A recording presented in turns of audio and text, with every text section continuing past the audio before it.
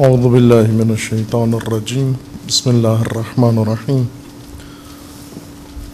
اللہم وفقنا لما تحب وترضى واجعل عاقبۃ امورنا خیرا ولا تکلنا الی انفسنا طرفۃ عین ابدا۔ آج ہم اپنی معمول کی بات سے ہٹ کر انسان شناسی از نظر قرآن اسے چھوڑ کر حالات حاضرہ کے بارے میں گفتگو کریں گے، جس کا وعدہ کافی عرصہ سے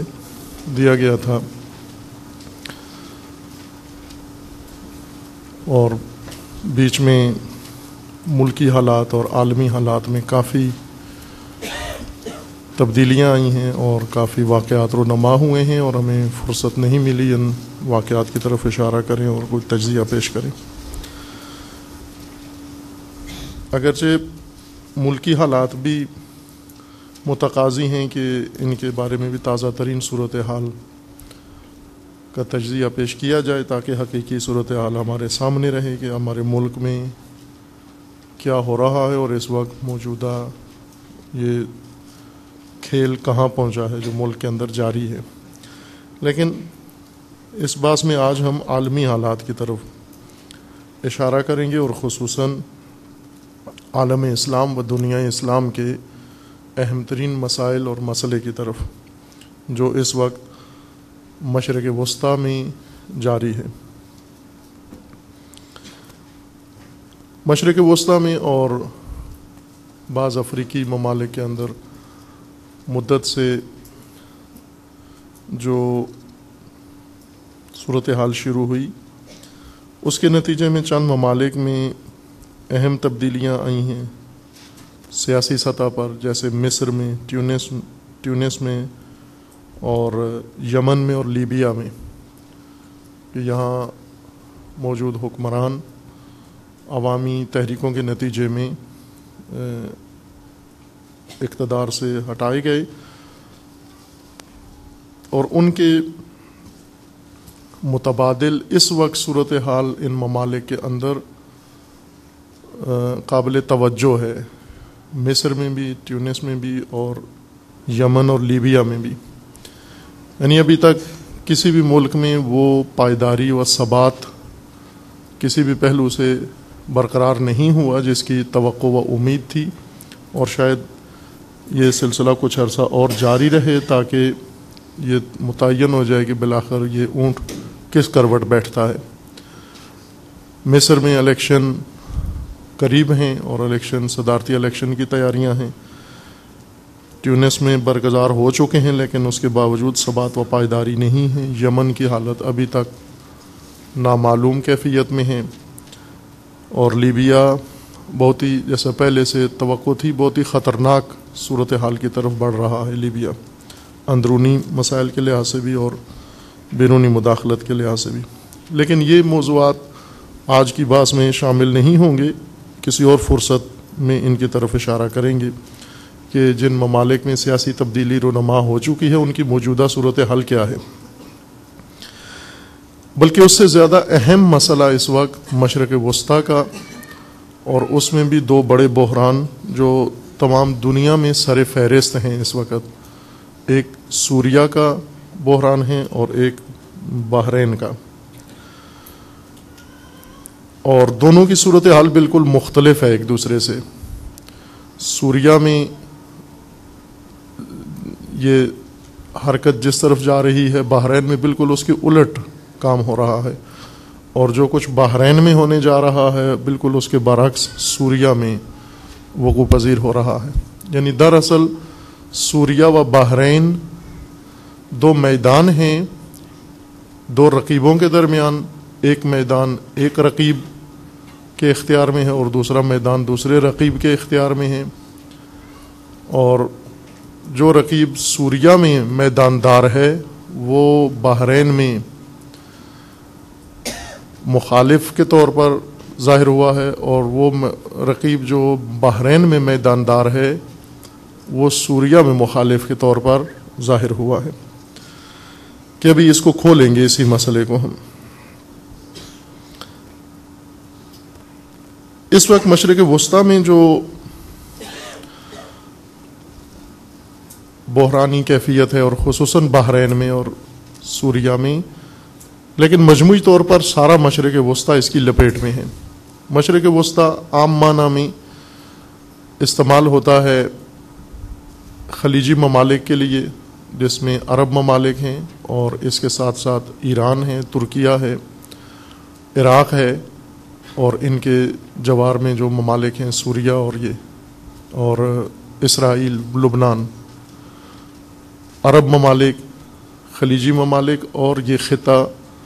جس کی طرف اشارہ کیا جغرافیائی طور پر اس علاقے کو مشرق وسطیٰ یا مڈل ایسٹ کہا جاتا ہے۔ البتہ ایک عام اصطلاح میں بعض افریقی ممالک کو بھی مشرق وسطیٰ میں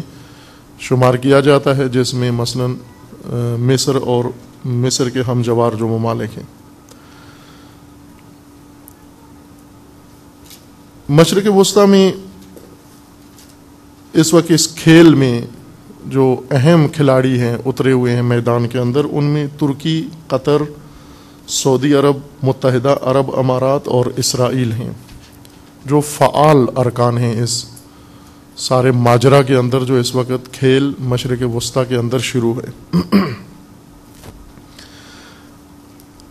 لیکن اصلی کھیل ان کھلاڑیوں کے درمیان نہیں ہے۔ اصل ماجرا مشرق وسطیٰ میں جو بنیاد اور جڑ ہے اس سارے مسئلے کی، وہ ہے اصل جنگ ایران اور امریکہ کے درمیان، جو دو فریق ہیں اصلی، بلکہ بہتر کہیں کہ یعنی ایران و امریکہ سے زیادہ جامع تر تعبیر یہ ہے کہ اسلامی نظام اور استکباری نظام دو اصلی فریق ہیں اس جنگ کے۔ ان کے مابین جنگ اب اس مرحلے میں پہنچی ہے جسے ہم سمجھنے جا رہے ہیں۔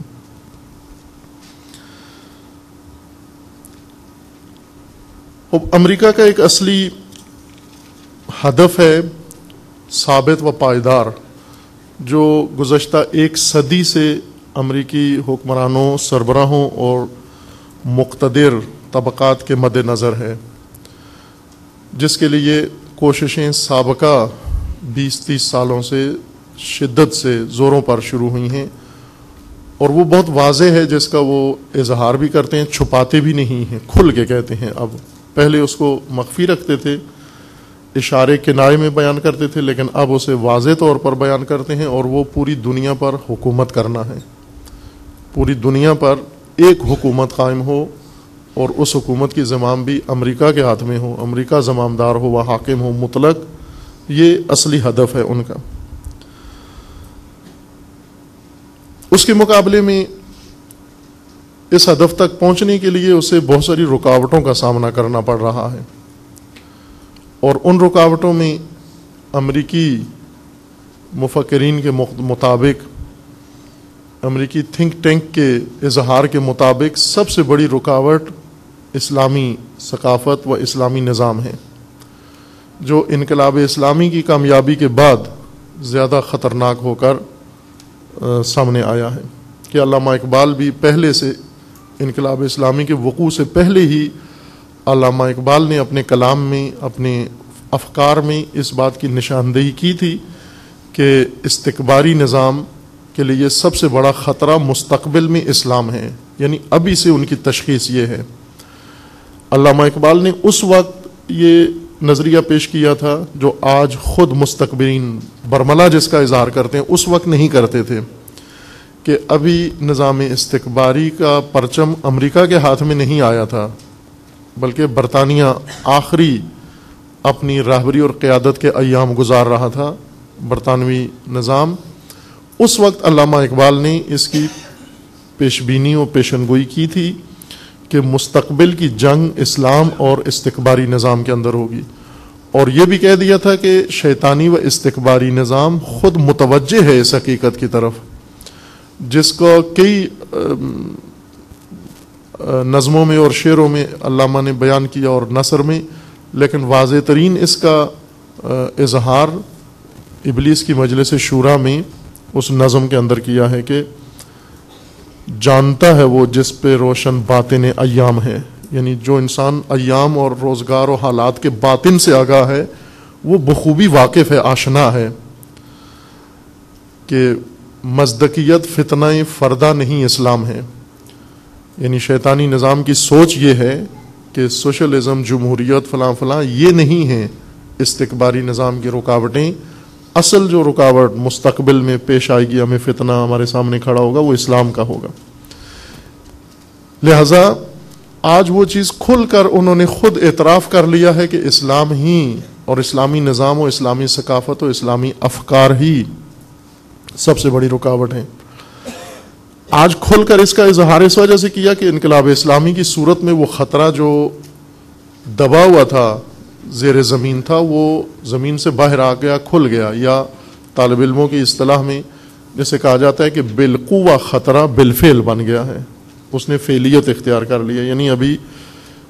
مستقبل کا خطرہ موجودہ خطرہ بن گیا ہے. یعنی پہلے اسے اقبال کے زمانے میں اسے مستقبل کا خطرہ گنا جاتا تھا اسلام کو، لیکن اب موجودہ خطرہ اس کو شمار کیا جاتا ہے کہ اس وقت حال حاضر کا خطرہ ہے. اس کے لیے باقاعدہ انہوں نے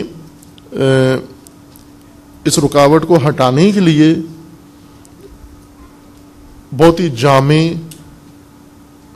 عمیق منصوبہ بنایا ہے، جس منصوبے کے بہت سارے حصے عملی ہو چکے ہیں اور بہت سارے ابھی عملی ہونا باقی ہیں. وہی منصوبہ ابھی ایک نئے مرحلے میں داخل ہوا ہے. یعنی اس وقت کی موجودہ صورتحال جو مشرق وسطیٰ میں ہے، اسی پرانے منصوبے کا نیا مرحلہ ہے، نہ کہ کوئی نیا منصوبہ ہے یا ہر روز وہ منصوبہ بدلتے ہیں. یعنی پچھلے 2 سال کے لیے ان کا اور منصوبہ تھا، آج کے لیے اور منصوبہ ہے، اور اگلے آنے والے سالوں کے لیے اور منصوبہ ہوگا. اصل سینیریو ایک ہی ہے، لیکن اس کے مختلف مرحلے ہیں. ان مراحل میں سے یہ مرحلہ جو اس وقت مشرق وسطیٰ میں جاری ہے، اس میں آپ توجہ کریں کہ 4-5 براعظموں میں سے فقط مشرق وسطیٰ بحران زدہ ہے اس وقت. باقی ساری دنیا تقریباً صلح و امن میں زندگی بسر کر رہی ہے. بحرانی ترین خطے یاد ہوگا آپ کو 1980 اور 90 میں، جن کے بارے میں پہلے سے پیشنگوئی کی گئی تھی کہ یہ زیادہ بحرانی خطے ہوں گے، جیسے کمبوڈیا اور بھارت، جیسے کشمیر کا مسئلہ تھا، آسام کا مسئلہ تھا، یا آئرلینڈ، اور اس طرح سے پاناما اور کانگو. یہ جو اسٹڈسٹ تھے مطالعات کرنے والے، ان کے بقول، تھنک ٹینک کے بقول کے بحرانی خطے جن میں آتش فشان سیاسی، اجتماعی، اقتصادی آتش فشان پھٹیں گے، وہ یہ خطے ہوں گے. افریقہ میں فلاں خطہ ہوگا، ایشیا میں فلاں خطہ ہوگا، یورپ میں فلاں خطہ ہوگا، فلاں جگہ فلاں. لیکن آپ دیکھیں کہ کہیں بھی اس وقت کوئی بحران نہیں ہے. چھوٹا موٹا افریقہ میں کبھی فوجی بغاوتیں ہوتی ہیں، لیکن اس طرح کا بحران بڑا کسی جگہ بھی نہیں ہے. صرف مشرق وسطیٰ میں تمام طاقتیں، تمام تفکرات مل کر، تمام فورسز مشرق وسطیٰ میں اس وقت انہوں نے اپنی طاقت ساری